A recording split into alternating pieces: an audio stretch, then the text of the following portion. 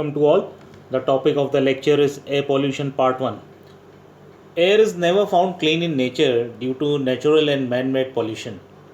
Gases such as carbon monoxide, sulfur dioxide, and hydrogen sulfide are continually released into the atmosphere through natural activities, for example, volcanic activity, vegetation decay, and forest fires.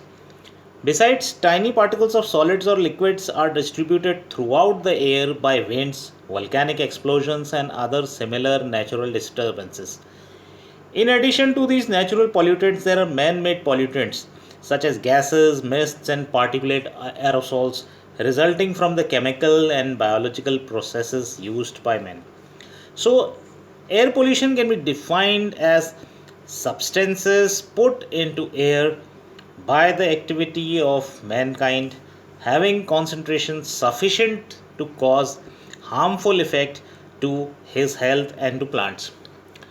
Let us consider the types of air pollutants.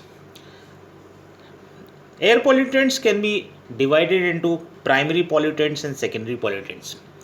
We will first study the primary pollutants and its sources. A major source of air pollution has been the particulate and gaseous matter which gets released by the burning of fossil fuels.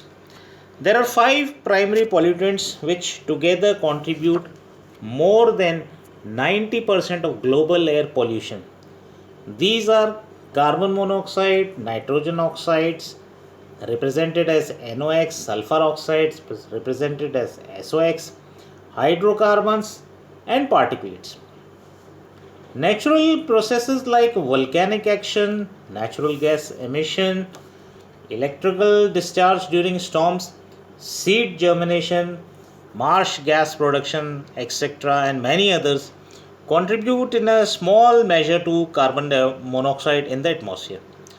The significant contribution towards carbon monoxide comes from transportation, forest fires, agricultural burning.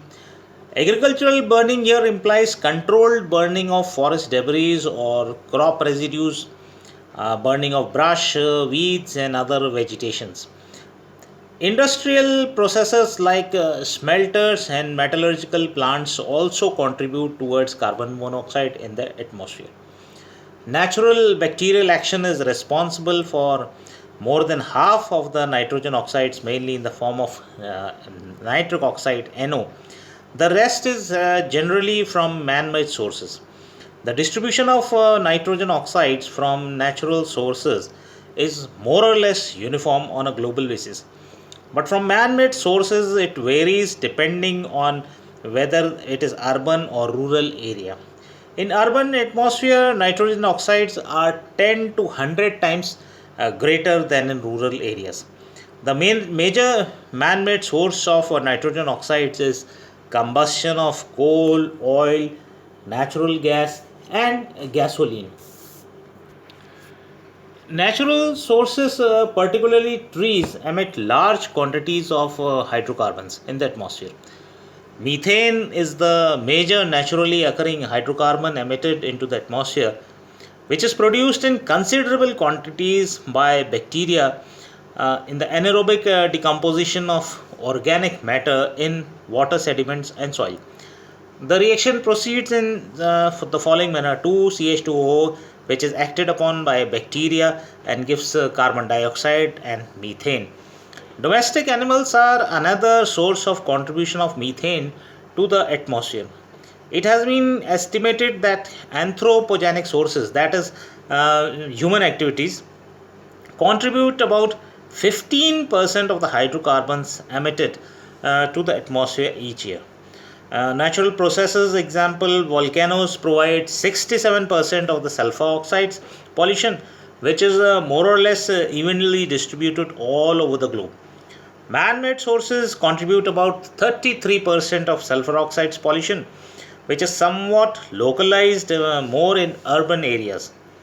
Among man made sources, fuel combustion, and especially that of coal in stationary sources, accounts for 74% in industries, 22% in transportation, and 2% of the total sulfur oxide emission. In other words, coal fired power stations are the major culprit in this respect, followed by industrial plants. Small solid particles and liquid droplets, they are collectively termed as particulates. These particulates are present in the atmosphere in large numbers. Particulates range in size from a diameter of 0.0002 micron to a diameter of 500 micron, where 1 micron is equal to 10 to the power minus 6 meters. They have a lifetime which varies from a few seconds to several months. This lifetime of the particulates, however, depends upon the size and density of the particles and turbulence of air. Numerous natural processes inject particulate matter into the atmosphere, up to 800 to 2000 million tons each year. Volcanic eruptions, blowing of dust and soil by the wind, spraying of salt and solid particles by seas and oceans, etc. Contributions from man made activities are fly ash from power plants, smelters, and mining operations, and smoke from incomplete combustion processes. Other sources that contribute are fuel combustion from stationary sources, industrial processes, forest fires, agricultural burning, etc. Thank you.